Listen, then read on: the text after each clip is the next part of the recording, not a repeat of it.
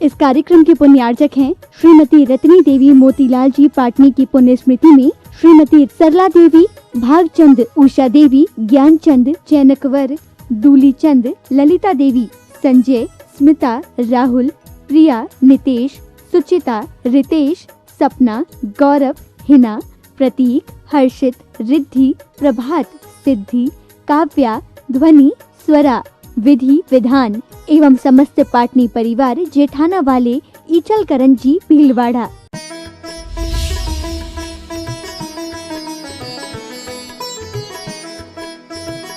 Coho मानो माया लोहो एदेय राय दोसाई, अन्ना ने जे भी कया मिच्छा में दुक्कडम हुज्जो। क्रोध, मान, माया, लोभ, राग, देश जो भी किया हो वे सब मेरे पाप मिथ्या हो गए। ये क्यों भाव भाए जा रहे हैं? ये विभाव भाव हैं, ये स्वभाव भाव नहीं है। क्रोध हमने दूसरे पर किया, कभी हमने अपने पर क्रोध किया क्या? क्रोध की तीव्रता में अपने पर क्रोध किया होगा, लेकिन अपनी गलती को समझते हुए अपने पर क्रोध नहीं किया। अपनी गलती सुधारने को अपने पर क्रोध नहीं किया। दूसरे की गलती को देख करके दूसरे पर क्रोध किया, दूसरे की गलती देख करके अपने पर क्रोध किया, लेकिन गलती को सुधारने के लिए अपने पर क्रोध नहीं किया।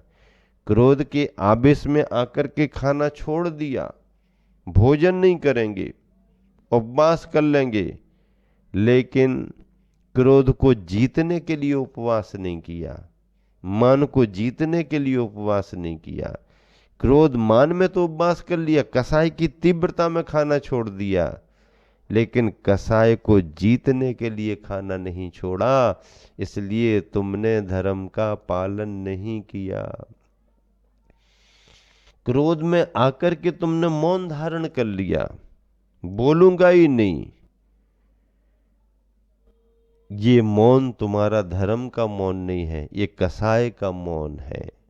हाँ, अच्छा बोलना पहले सीखो, और बोलते बोलते फिर इस स्थिति में आओ कि अब अच्छा भी कितना बोलना, अच्छा भी कहाँ तक बोलना, अच्छे बोलने की भी अब जरूरत क्या है, इत्यादि प्रकार से धर्म के स्वरूप को बड़ी बारीकी से समझना पड़ता है। मंदिर गए, परिणामों में अगर मान कसाय है, क्रोध का संस्कार बना है, तो मंदिर में जाकर के भी धर्म नहीं।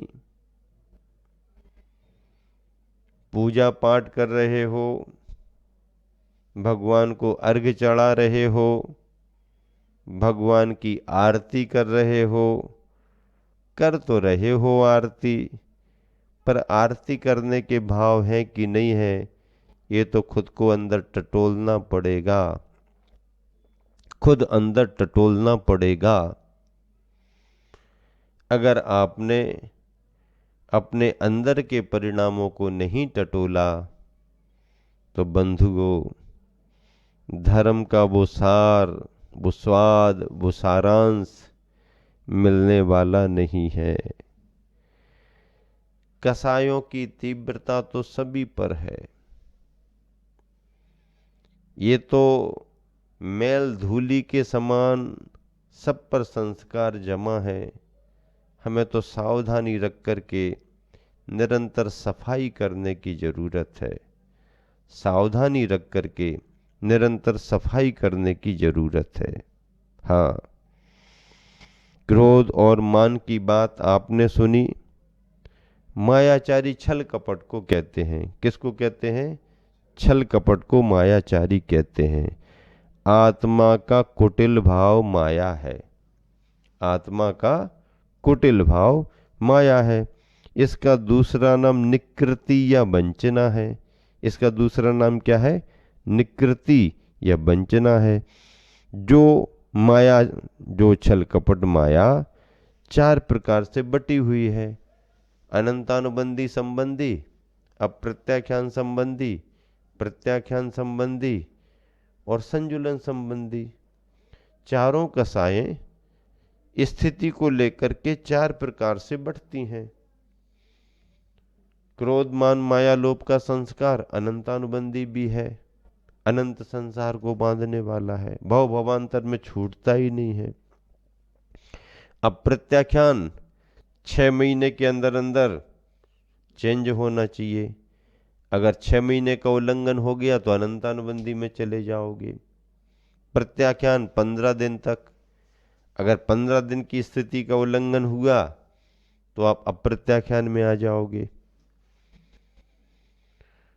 संजुलन का संस्कार अंतर मुहूर्त का है, अगर अंतर मुहूर्त का उल्लंघन हो गया तो अप्रत्याख्यान में आ सकते हो, अप्रत्याख्यान में आ सकते हो।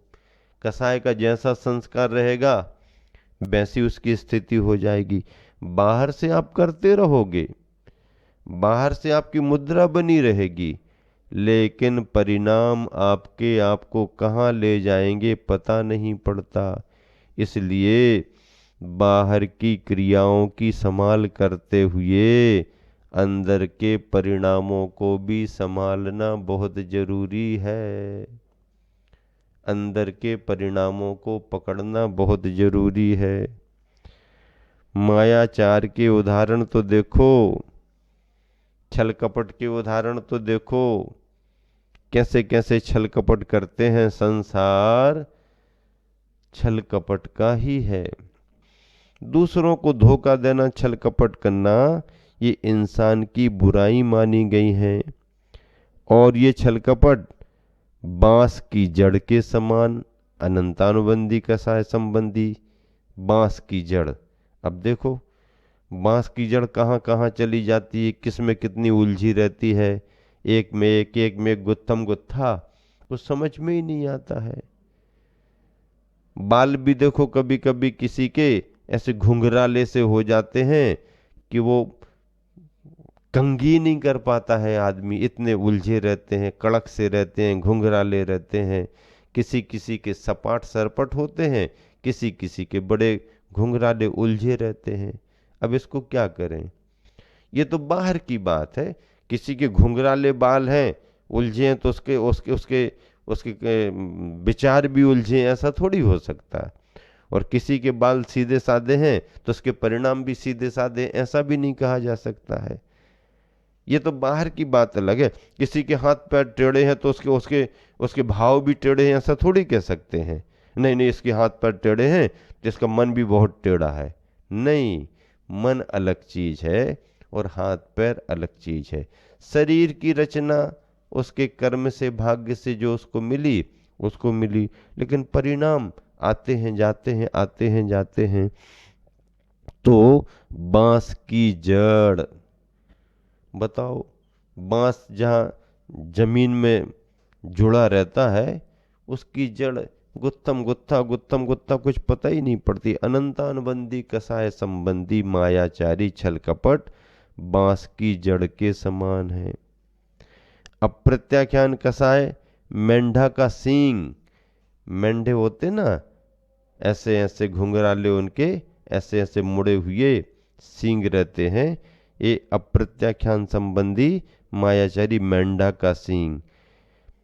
प्रत्याख्यान संबंधी मायाचारी गोमूत्रिका, गाय चलती है, अगर वह पेशाब करती है तो ऐसे चलते समय उसमें एक लहर आती है, वो सामान्य से ऐस जैसी बनती है, उसके लिए गोमूत्रिका कहा गया है। ये प्रत्याख्यान संबंधी। और संजुलन संबंधी मायाचारी को खुरपा का रूप दिया गया। खुरपा, खुरपा में बस इतना ही रहता है, खुरपा। ये संजुलन संबंधी सामान्य से टेढ़ा है, ये खुरपा संबंधी, खुरपा संजुलन संबंधी है। इस तरह से मायाचारी छल कपट भी चार भेद वाली चार कसायों को लेकर के बतलाई गई है। छल कपट के उदाहरण भी बहुत हैं। जो दूसरों को धोखा देता है वो स्वयं भी धोखे में आ जाता है। गुरुवर आचार्य सिंह ने एक बार कहा था प्रवचनों में कि तुम दूसरों को भले ही छलो तुम दूसरों को भले ही छलो, लेकिन छाले तो तुम्हारे अंदर ही पड़ेंगे। आपने दूसरों को छला है तो छाले तो तुम्हारे अंदर ही पड़ेंगे। हाँ, ठगना दूसरों को अच्छा नहीं है, धोखा देना दूसरों को अच्छा नहीं है। अगर सरलता में आप धोखा खा जाओ तो बात अलग है, भैया हम समझे नहीं, धोखा खा गए। धोखा खाने में भी बड़ी परेशानी होती है, धोखा खाने में भी बड़ी परेशानी होती है, लेकिन धोखा खाए तो ही हैं। हमने किसी को धोखा दिया तो नहीं है, हमने किसी का बिगाड़ तो नहीं किया है। हाँ, दूसरे का बिगाड़ नहीं करना। भाग्यवशात अपना बिगाड़ हो जाए तो उसे धैर्य के साथ थोड़ा सा सहन कर लो, समय निकल जाएगा। हाँ, हालांकि परिवार को परेशानी बहुत होती है, फिर भी अब अपने भाग्य में जो है हो गया। धोखा नहीं देना, सरलता से रहना, मन में वचन में काय में एक रूपता लाना, ये सभी एक तरह से सरलता के प्रतीक है। और इसी सरलता को आर्जव धर्म, सरलता का धर्म कहा गया, जिसमें कहा जाता है टेढ़े मेढ़ेपन का अभाव होना। आचार्य श्री ने एक प्रवचन दिया था, टेढ़ापन तेरापन नहीं है। टेढ़ापन, टेढ़ापन वक्रता कुटिलता, टेढ़ापन तेरापन नहीं है। हाँ, एक बार अगर टेढ़ापन आ जाए तो फिर आसानी से सीधा नहीं होता। पैर मुड़ जाए, टूट जाए, अब सीधा करने में कितना समय लगेगा। पट्टा बांधो, सीधा सीधा वजन लाद करके पड़े रहो, कितनी बातें डॉक्टर बताते हैं। कोई लोहा रॉड वगैरह टेढ़ी हो जाए, उसको सीधा करने में कितनी मेहनत करना पड़ती है। गरम करो, ठोको, पीटो, ये करो करो। टेढ़ेपन को सीधापन करने में बहुत, जरा साइकिल का हैंडल टेढ़ा हो जाए तो चाक यहाँ वहाँ होने लगता है, गाड़ी बिगड़ जाती है, सही नहीं चलती है। तो जरा सा टेढ़ापन आता है और अपनी गति बिगड़ जाती है। ऐसे ही टेढ़ापन आते ही अपनी मति अर्थात बुद्धि बिगड़ती है, और मति बिगड़ने से अपनी गति भी बिगड़ जाती है। टेढ़ापन से बचना चाहिए, टेढ़ापन ठीक नहीं है। इसलिए आचार्य श्री कहते हैं टेढ़ापन तेरापन, पन यानी स्वभाव, तेरापन नहीं है, तेरापन तो सीधापन है। ऐसे छल कपट की मायाचारी से बचना। और लोभ, लोभ किसे कहते हैं? धन आदि की तीव्र आकांक्षा या गृद्धि लोभ है। धन आदि की तीव्र आकांक्षा, लालसा या गृद्धि लोभ है। यह लोभ कृमिराग के समान, औंघन के समान, कीचड़ और हल्दी के रंग के समान 4 प्रकार का है। क्या? हाँ, 4 प्रकार का, कृमिराग, औंघन, कीचड़ और हल्दी का रंग, चारों प्रकार से इसका असर अपने ऊपर आता है। लोभ, धन आदि की तीव्र आकांक्षा, तीव्र गृद्धि, धन आदि की तीव्र आकांक्षा, तीव्र गृद्धि, ये लोभ कहलाती है। ऐसे लोभ के परिणाम व्यक्ति को संसार में भटकाते रहते हैं। कसायों का संस्कार तीव्रता मंदता को लेकर के चलता रहता है। अब लोभ परिणाम कैसे कैसे? अनंतानुबंधी कसाय संबंधी लोभ हो तो तीव्रता में कृमिराग। कृमिराग क्या? कपड़े में एक बार रंग लग जाए तो कपड़ा जब तक रहेगा तब तक रंग चढ़ा रहेगा, कपड़ा फटेगा, जलेगा, तभी उसका रंग खत्म होगा, छूटता ही नहीं है। कृमिराग कहलाता है। मतलब तीव्र लोभ, अनंतानुबंधी कसाय संबंधी लोभ ऐसा है कि एक बार चिपक गया, हाँ, चिपकने की स्थिति होती है। देखो, चींटे होते ना, चींटे, अगर चींटा कहीं जोर से पकड़ ले तुमको, चींटा जोर से पकड़ ले तो स्थिति क्या बनती है? तकलीफ होने पर आदमी उसको हटाता है, हटता ही नहीं है। मुंह के यहाँ पर भी कुछ करता है तो भी नहीं छोड़ता, उसको जोर से खींचता है तो भी कई बार वो छोड़ता ही नहीं है। और ऐसी स्थिति में कई बार ये होता कि चींटे का आधा भाग उसके हाथ में आ जाता है और आधा भाग वो पकड़े ही रहता है, छोड़ता ही नहीं, इतनी तीव्रता में पकड़ लेता है। तब लगता है कि इतना छोटा सा प्राणी इतनी तीव्रता में चमड़ी को पकड़ गया कि उसका शरीर टूट गया तो टूट गया, लेकिन वह मुंह से छोड़ नहीं रहा।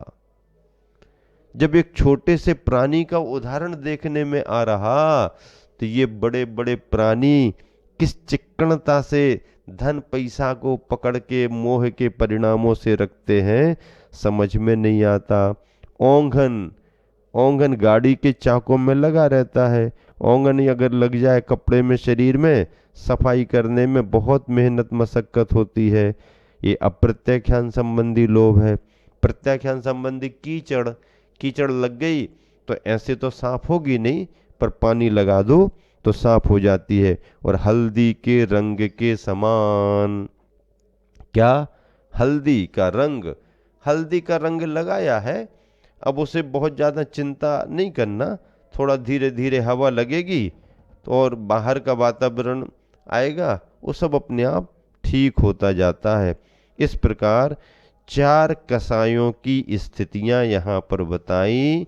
ये कसाय जीव को संसार में भटकाती है और कसायों को जीतने वाला, राग द्वेष को जीतने वाला, राग किसे कहते? आत्मा के प्रीति रूप परिणाम को राग एवं अप्रीति रूप परिणाम को द्वेष कहते हैं।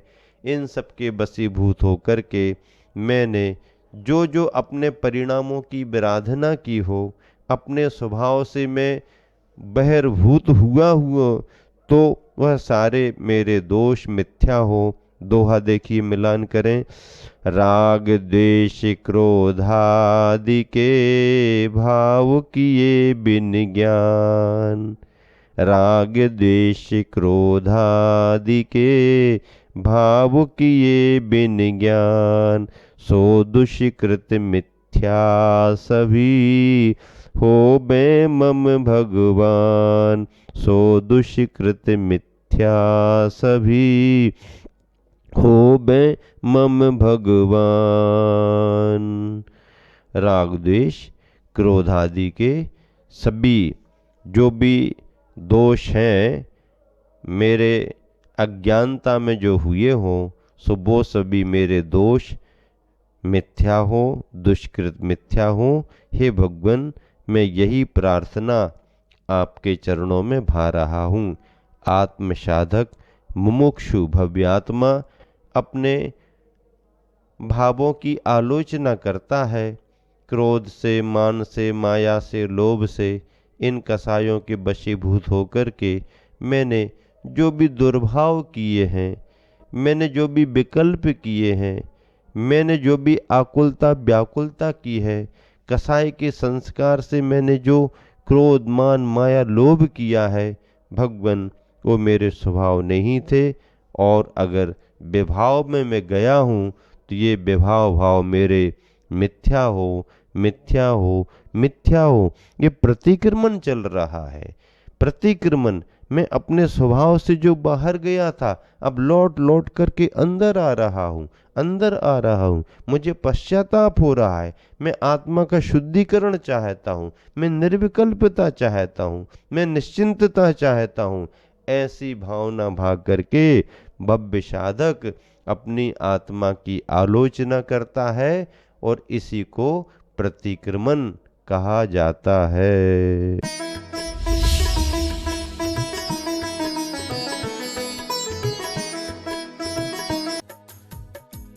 इस कार्यक्रम के पुण्यार्चक थे श्रीमती रत्नी देवी मोतीलाल जी पाटनी की पुण्य स्मृति में श्रीमती सरला देवी, भागचंद, उषा देवी, ज्ञानचंद, चैनकवर, दूली चंद, ललिता देवी, संजय, स्मिता, राहुल, प्रिया, नितेश, सुचिता, रितेश, सपना, गौरव, हिना, प्रतीक, हर्षित, रिद्धि, प्रभात, सिद्धि, काव्या, ध्वनि, स्वरा, विधि विधान एवं समस्त पाटनी परिवार जेठाना वाले ईचल करंजी भीलवाड़ा।